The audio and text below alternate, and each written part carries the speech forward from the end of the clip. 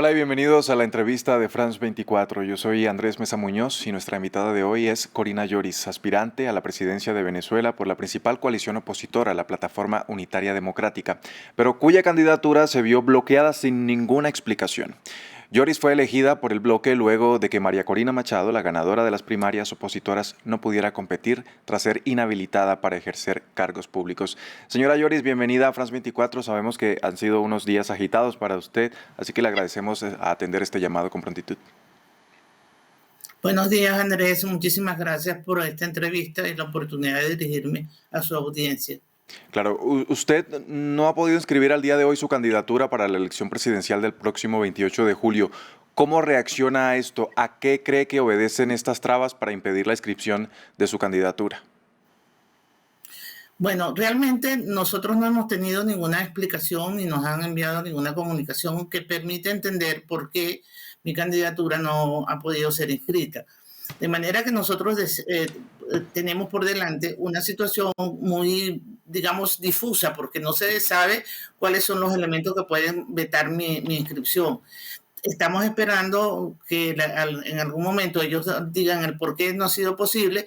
Sin embargo, no tenemos noticias al respecto. Tenemos hasta el día 20 para hacer alguna sustitución con la candidatura del embajador González Urrutia, y hasta esa fecha pues podemos seguir manejando opciones. Ahora, cuando salió el nombre de Corina Lloris, muchas personas lo desconocían precisamente porque usted nunca ha ocupado un cargo público, por el contrario, tiene una destacada trayectoria en el ámbito académico. ¿Por qué quiso presentarse a estas elecciones presidenciales? Bueno, Andrés, yo creo que básicamente la relación que yo he tenido con María Corina durante un tiempo, una vez terminadas las elecciones primarias, me hicieron acercarme mucho más a ella y a todos los que estamos representando el deseo de cambio en el país. Y cuando ella me pidió que aceptara ser su candidata delegada, yo no dudé en aceptarlo, porque creo que el país requiere de cada uno de sus ciudadanos. Y si bien es cierto que yo no he hecho ningún tipo de actuación política, sino que yo me he desempeñado en el ambiente académico, en el ambiente intelectual del país, eso no quiere decir que uno no tenga ningún tipo de experiencia en el campo de la política, porque yo creo que esa división entre la teoría y la práctica a veces trae consecuencias muy graves en las conclusiones que se sacan.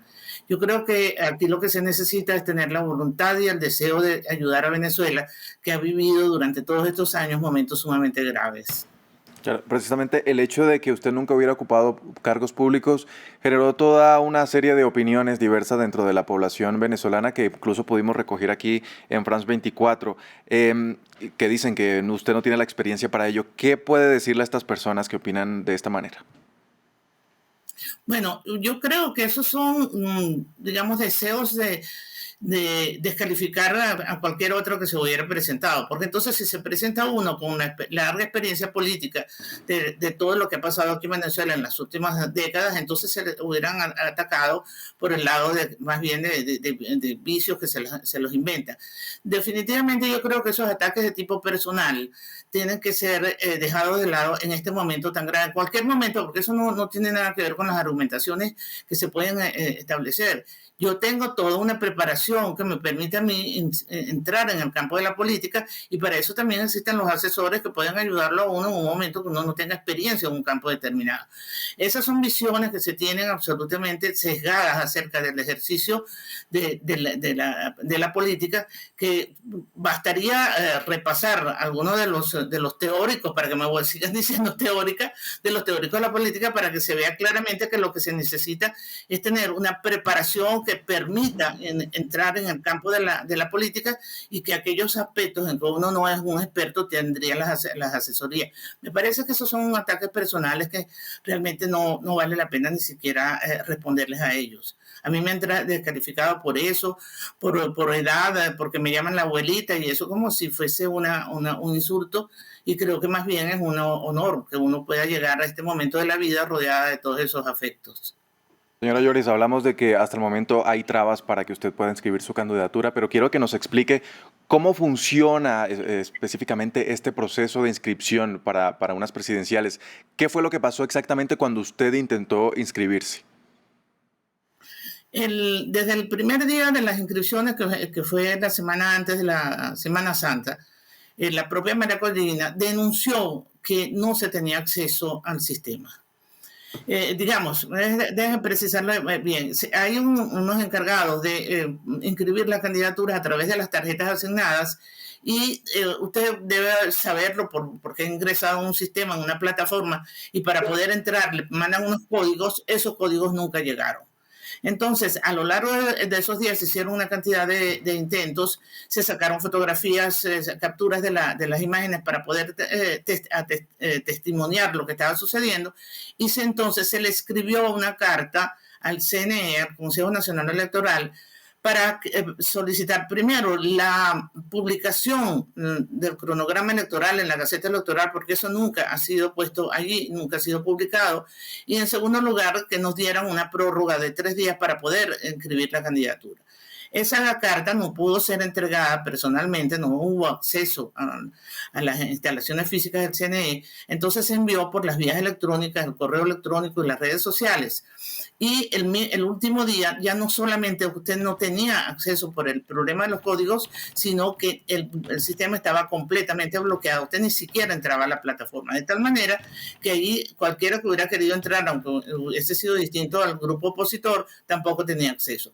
Ya a finales del día, llegando cerca de las 12 de la noche, pues milagrosamente se pudo inscribir un candidato sin el apoyo de la plataforma unitaria, lo cual ocasionaba un problema bastante serio porque no era el resultado de un acuerdo de toda la oposición cuando era mi nombre el que estaba sobre el tapete. Creo que ahora, en este momento, lo que nosotros tenemos por delante es una situación distinta, porque hay un lapso hasta el 20 de abril en que se puede hacer la sustitución en el caso del gobernador Rosales y en el caso de porque él puso la orden, la tarjeta, hace unos 2 días creo que hizo las declaraciones, y en el caso del embajador González Urrutia, que es el que estaba representando la tarjeta de la unidad, de tal manera que todavía tenemos un lapso para intentar hacer esa inscripción. ¿Por qué dice que no hay acceso a las instalaciones del Consejo Nacional Electoral? Estaban militarizadas en resguardo de la zona, eso era digamos, la respuesta que se tenía, y para poder acceder al recinto, digamos, el documento para poder entrar era que yo estaba inscrita y yo no estaba inscrita, entonces era imposible acceder, había una militarización, repito, por seguridad de las instalaciones del Consejo Nacional Electoral, y también el día 21 porque era el día de la inscripción del candidato oficial. Entonces ahí fue imposible pasar esas barreras. Ahora, habla usted del plazo que es hasta el 20 de abril para que puedan definir su candidatura. Si no logra inscribirse, ¿qué va a pasar con el candidato de la oposición? ¿Qué van a hacer desde la PUD? Bueno, eso es una decisión que tiene que tomar la plataforma unitaria conjuntamente con María Corina Machado, porque nosotros lo que estamos defendiendo es precisamente la unidad, que allí se refleje la unidad. María Corina ganó las primarias con un porcentaje absolutamente no visto, digamos, no acostumbrado en la política, pues fue el 92.3% de las votaciones, y se acordó darle un apoyo mayor, digamos, unánime a lo que ella decidiera. De tal manera que la plataforma, conjuntamente con ellas, lo que tienen que decidir, en el caso que se siga manteniendo, digamos, el veto sobre mi candidatura, pues ver cuál es la decisión que toman ellos. Nosotros no podemos, vamos a decirlo en un lenguaje futbolístico, jugar posición adelantada en este momento. Señora Lloris, hasta el momento se sabe que hay 13 candidaturas aceptadas por el Consejo Nacional Electoral, entre ellas la del opositor Manuel Rosales, gobernador del estado de Zulia. ¿Por qué cree usted que lo dejaron a inscribir a él y a usted no, siendo también opositor? ¿Y podría desde la PUD manifestarle el apoyo a él, quien dijo estar dispuesto a ceder su candidatura, como usted misma lo dijo anteriormente? Bueno, ¿por qué lo dejaron inscribir a él y no me dejaron inscribir a mí? Ellos han respondido desde el Consejo Nacional Electoral o digamos desde las fuentes oficialistas que el sistema siempre estuvo abierto y ellos niegan que a mí se me haya vetado, lo han dado en declaraciones públicas. Y en cuanto a la inscripción del del gobernador Rosales, siempre dicen que es que el sistema estaba completamente abierto y que no había problema. De tal manera que yo dar las razones por las cuales eso sucede sería una especulación de mi parte, porque yo no tengo las razones ni para mi veto ni porque dejan inscribir al embajador. Perdón, estoy confundiendo la palabra embajador con gobernador. Y en cuanto al embajador González, sí hubo un acuerdo con varios de los partidos y se ha utilizado un vocablo que dicen que es una candidatura tapa para preservar la tarjeta de la unidad y poder hacer la inscripción antes del 20 de abril. Pero le repito, decir algo a favor o en contra de las razones que permitieron la inscripción del gobernador Rosales, yo creo que sería una especulación de mi parte. Yo no ha habido en ningún momento manifestación de ni parte del Consejo Nacional Electoral y el gobernador ciertamente ha puesto las tarjetas a la orden para que sean usadas en el caso de que se haga la sustitución. Ahora, al no tener una respuesta clara y concreta de lo que está pasando, ¿no le preocupa que el proceso electoral se vaya a realizar de la misma manera, sin ningún tipo de transparencia? Yo creo que el problema de la falta de presencia de un candidato opositor le quita transparencia y credibilidad al proceso, de tal manera que digamos, el gobierno tiene que estar consciente de que ellos tienen que respetar el acuerdo de Barbados, donde quedó establecido que había que garantizar unas elecciones libres, justas y transparentes. Y también en ese acuerdo se establece que se tiene que permitir la elección de los candidatos opositores o de oficialistas de manera libre, sin interferencia de ninguna de la otra parte, y eso tampoco se está cumpliendo, porque si el candidato de la oposición tiene que pasar por el filtro de lo que diga el régimen y aceptar esa candidatura, entonces se está totalmente violando el acuerdo sobre la libertad y la transparencia de las elecciones.